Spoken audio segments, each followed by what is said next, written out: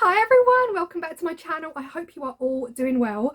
I don't know if you can hear the excitement in my voice, but I feel like I have not been able to do any Jesmonite videos for the longest time because it's been out of stock, but it's now back in stock and I was able to get some through Polysil.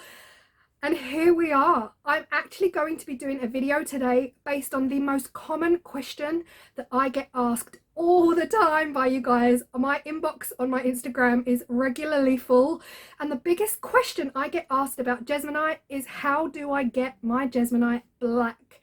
Black. And how do I get my Jesmonite white?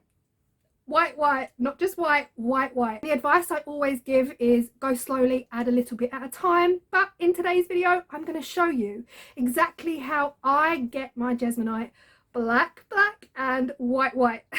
Let's go.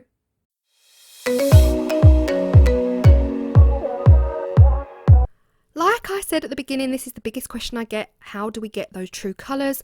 I'm going to show you two methods in this video. The first method is what we all like to call eyeballing it. Now, ideally, we don't want to do this, but unfortunately, this is my general go-to method. I really should take more time to measure, but this is the first method, okay?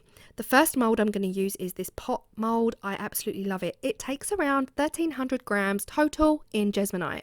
I'm going to put the exact number on the screen because we're not really looking at that right now. I divvy it up into two different numbers so that there's a white layer and a black layer in the one pot. Now, because this is the eyeballing method, again, this is not a method I am recommending that you do, but it is a method I'm guilty of doing a lot. So I get my black pigment. The plan was to add a little bit at a time so you guys could see the variations in grey building up to black, because that's a big question. A lot of people say it just always ends up grey. As it happened, it came flying out of the bottle, guys. It came flying out of the bottle. And I automatically thought I've added way too much pigment. I'm not going to lie, I've added too much pigment before and it's still cured, but if you're selling an item, you really do have to think about the longevity of the piece and how solid it is. So here I am, I'm just pouring that black into the pot mould, and I do take quite a lot of time in shaking it, shimmying it and rattling it against my table to get all those air bubbles out, as many as possible. You can use a mixing blade. I do love my silicone whisks, I have to say. But again, I spend way longer off camera shaking this than I am showing you right now, but I am showing you the method to show you what I do.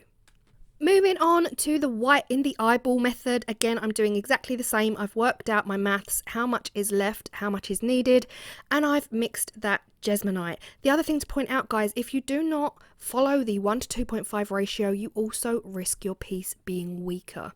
So here I am, I'm eyeballing it. I'm putting some white in there.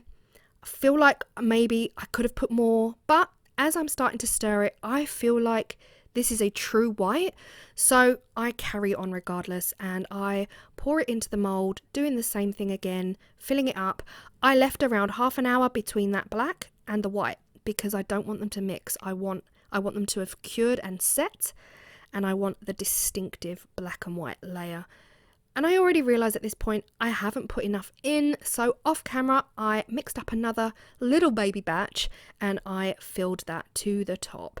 Another little shimmy, another little shake, and this is what it looks like.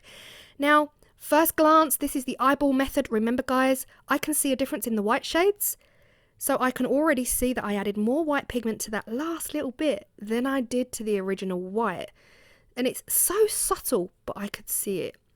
Now we're going to the maths. What do Jesmonite recommend? It's 2%, okay? 2% of your overall Jesmonite result is result? What am I talking about?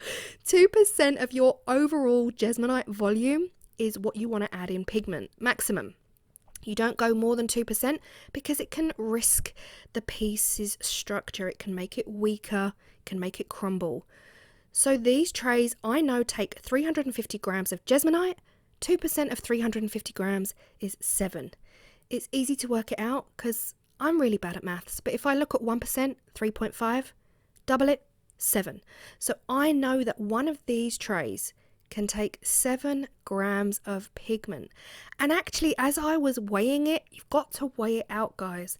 As I was weighing it, I thought that's actually more pigment than I imagined. I feel like I put less in when I eyeballed. I don't know. But anyway, do the maths. So if your piece takes 200 grams, 1%, double it, you get your 2 grams of pigment. So here I am pouring it out into the tray. A really big shimmy and a really big shake. Get all those air bubbles out. Try if you can to blow them off the top. I often don't worry about the top, I'm not gonna lie. So here I am making the black. Same thing again. 350 grams of Jesmonite. 1% is 3.5, therefore 2% is 7. And I can pour 7 grams of black. Now, black is the strongest pigment. Sometimes when we're trying to do a marble, it only takes the tiniest bit of black pigment to create a really dark marble. So I was so surprised at how much 7 grams was. I truly think you do not need 2%. If you're using black and you want a black, you can go for 2% because it won't be detrimental to the piece. But honestly, this was so black. I was so shocked at how much this was. I feel like the black is more pigmented than the white. Truly, we'll see the results now in a minute. But this is definitely the blackest of blacks. And that is it. So this is the mathematical method. This is 2% of the overall Jesmonite volume produces the blackest of blacks.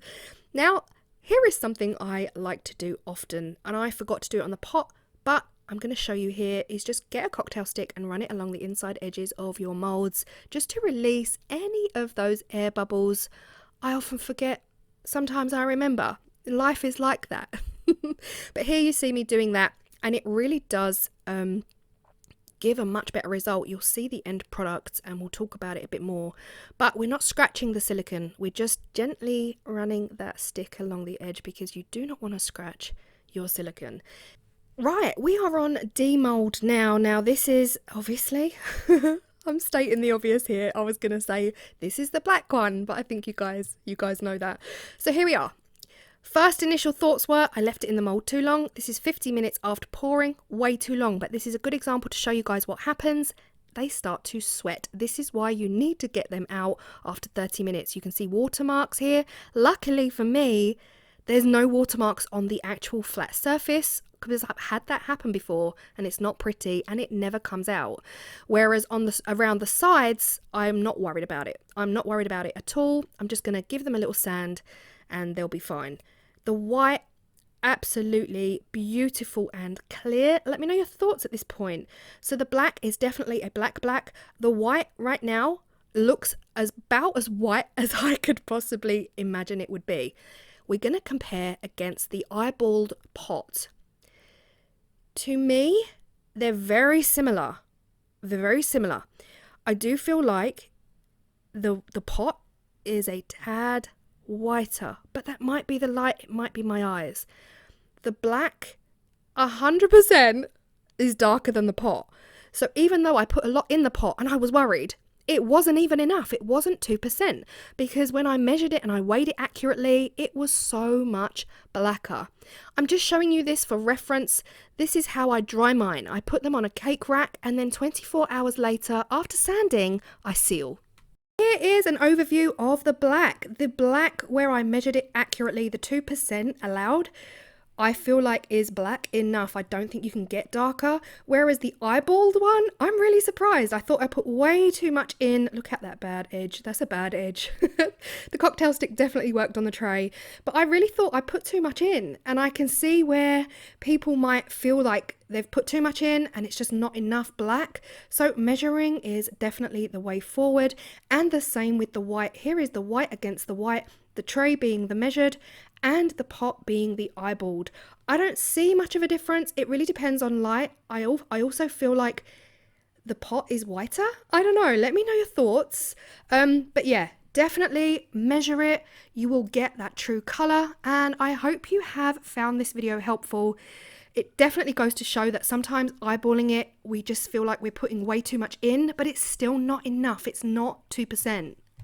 Because right now that pot is looking positively dark grey. You can really see a distinct difference. So yeah, I hope you found this really helpful. If you did, do not forget to let me know in the comment section down below. And if there's any other videos you think you might want to know about Jesmonite, let me know. And if I haven't done one, I will definitely put it on the list. Until then, I will see you all in the next video. Bye.